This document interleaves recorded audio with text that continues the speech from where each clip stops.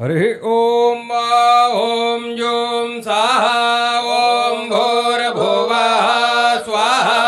ओम त्र्यंबकं यजामहे सुगंध पुष्टिवर्धनम् उर्वारुकमेव बन्धनान् मृत्योर्मुक्षीयमामृतात्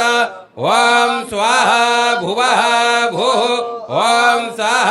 जूम ओम ओम श्री महाकालेश्वराय नमः श्री नीलकंठेश्वराय नमः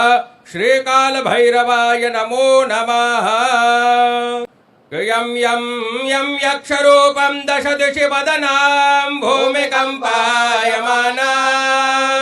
सं सं संहारमूर्तिं शिरमुकुटजटा शेखरां चन्द्रबिम्बां दं दं दं दीर्घकेशं विकृतनखमुखां चोर्ध्वरेखा कपालां पं पं पं पापनाशं प्रणत पशुपतिं भैरवां क्षेत्रपालां बोल महाकाल महाराज की काल भैरव महाराज की जय नीलकंठेश्वर महादेव कृष्णाय वासुदेवाय हरये परमात्मने प्रणतः क्लेशनाशाय गोविंदाय नमो